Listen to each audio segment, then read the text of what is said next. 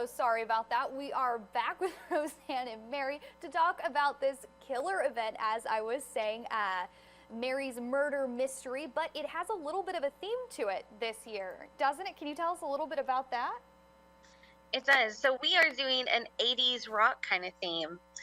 So we've got 80s costumes on, my bracelets even glow in the dark. Just lots of fun. It's always more fun if you get to dress up. I mean, the dress up aspect is definitely what caught my eye. At first, with the way the poster was, I was like, oh, it's a battle of the bands. That seems fun. And then I did a little more reading. I was like, no, this is nothing like a battle of the bands.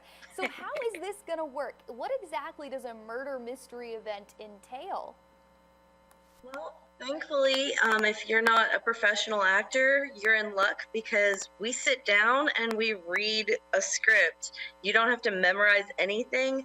The most fun that you're going to have is the fun that you bring to it. So if you are a loud kind of character and you like having any excuse to dress up, it's hilarious. You're allowed to laugh at each other. I only have 3 rules. One is have fun. 2, don't lie because I've already written the lies. And 3, if you're going to die, die carefully. The people who have the hardest jobs are the people who are deceased throughout the thing, because I tell people, I'm like, you can lean over and like bow your head or something and you're done. Or you can do what other people do and ask me, can I safely fall up the stairs? And I'm like, I don't have liability insurance, but if that's how big you want to go, Rosanna here has died for me multiple times. I like to be super dramatic and I make it very realistic. But it is not hard. You are sitting at a table reading amongst your peers, and that's it. And besides the costuming, I think the fake dying might actually be the most fun. I mean, you can do the whole damsel, just throw yourself. Oh, yes. I mean, there are so many options. So one of your main takeaways, I'm assuming, is practice how you're going to die before you show up to the event. Well, that's the fun part. You don't know if you're going to be the victim, and you don't know if you're going to be the murderer until you get here. So it is very much impromptu, yes, and I tell people, I'm like, if you agree to be a character, you might have to come to me and say, what do I do? And I'm like, okay, well, there's a chair over there, and I know you have like this very ornate costume, so if you just want to sit down and go, I'm dead. That's as much as you have to do. And I've seen people do that, and it's hilarious. This is not supposed to be professionals performing to entertain everyone. This is people getting out and having fun and being imaginative, because we're hardworking individuals, and Rosanna here has an amazing program that she's always doing something amazing here at the library. And this was just another opportunity. Like, be an adult, have fun, pull out those 80s t-shirts that you have, and go out with your friends. And so, since you are the creator of this amazing event, can you tell me a little bit on how you plan out something like a murder mystery?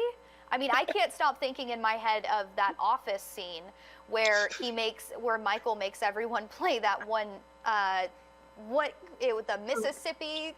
It was the Dixie Death or something. There you go. You know exactly what I'm talking about. So how do you plan something like this? Well, it's through a lifetime of theater and watching Murder, She Wrote, Midsummer Murders, Agatha Christie, reading all of the books, and really just loving just the imagination that can go along with it and the absurdity of it. And I also love history, and so if I can throw in a few historical markers, then Rosanna's great about going, hey, here's the top things.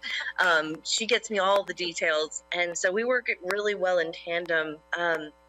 You give me a theme, and I'm going to say how many people, and I write it. It just kind of happens because I'm like, well, what do I think would be funny? Or, okay, well, let's see, my 1920s one that we've done many, many times. It's a reading of the will, and it's not just the family members, it's also the staff. And we also have some gangsters there as well. So you never know who the murderer is going to be. But then we throw in some information about like what was going on during that time. We've got a Bonnie and Clyde where, yeah, they came through Tyler. Just anything that we can really throw in. And it's one of those weird things that I didn't figure would become a East Texas performance thing. And people say, hey, can you do this? And I'm like, sure, why not? And it kind of happened. Always goes good too. And what has been one of y'all's favorite moments to come out of these murder mystery events? I mean, you've done so many themes, you've had so many events. What's been your favorite? There's a lot.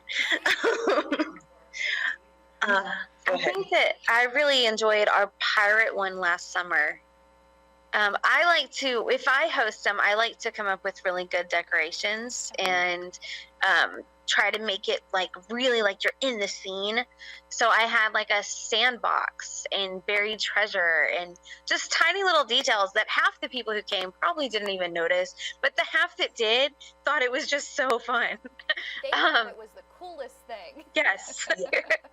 I think one of my favorites was we did a birthday party for one of our friends, and her son and his cousin were there, and one ended up being the victim and the other one was the doctor. And they were like, doctor, where's the doctor? He walks over there and they're like, well, and he's like, he's dead. And they're like, how did he die? And he pulls out the plastic knife that was under his armpit and he goes, with this. And it's just so wholesome and cute. And it's something that like kids can do. Like, if it's a great event to bring your whole family to. My mom has come to a lot of these, and it's just really, it's energizing to see people get excited and use their imaginations. And you might see a nurse, you might see a federal agent, you might see a lawyer, and they're coming to this with no idea of what their job is, and they really get into it. There's so many groups that they come and I'm like, okay, 75% of you are nurses, what's going on here? And they have the inside jokes. I don't have to write all of the things that they do. I'm just like, I didn't write that, but that's really good. I need to put that in there. I mean, I've had so many people go, well, what if can we do this? Like, they'll start ganging up on me going, well, I know what we need to do. You might have the script. Hey, I'm like, hey, if you've got a great idea, I'm all for it. And we will make it happen. So. I mean, it seems like just such a wholesome event where even the adults, you can just become a child again and kind of let your imagination take you. You can be as over dramatic and as imaginative as you want. Do you guys see that kind of reflected in the participants a little bit? Everyone reverting back to that childhood? Oh yeah, people just have such a good time. And usually it's people who are comfortable with improv and comfortable with, or more outgoing. And then the ones that are kind of introverted, it forces them just a little bit to push that, but also they get to sit back and watch all this and just have a great time. And so whether you're a participant as an actor or a spectator, you end up having just a really good time watching everybody, and you create your own little jokes and your own side storylines. And like, I think one of the ones that I attended, I was a fortune teller. So, I started telling people their fortunes around the table, just for fun. No experience necessary. You don't have to have medical experience to be a doctor, no psychic experience. Just start telling people their fortunes. Yep. Well, you brought up a great point, is that there's only about between maybe 10, 20 characters at the most. We've had guests as many as 100 people. Well, what happens with those other 80 people? Oh, we are running around and we're like, who do you think it is?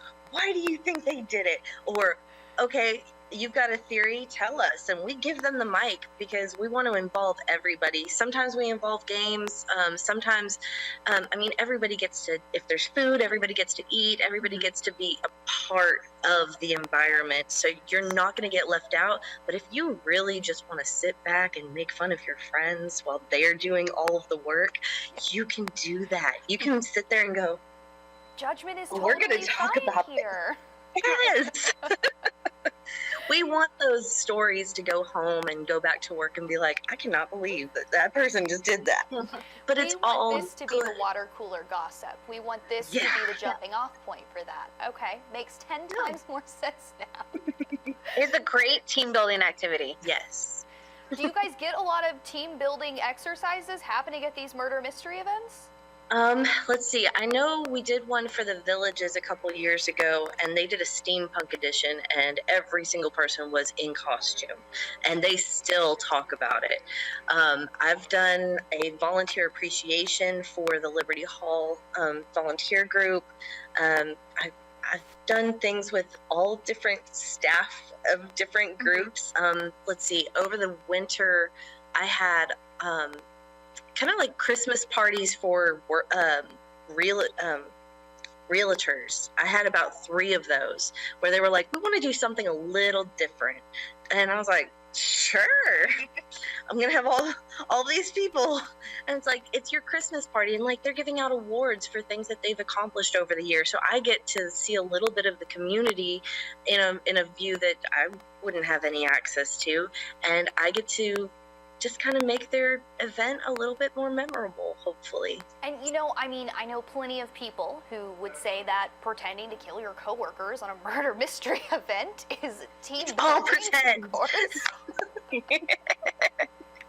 All right, well, speaking of which, how can people either contact you to make one of these amazing events? How can people go to this event at the Tyler Public Library tonight? Let our viewers know.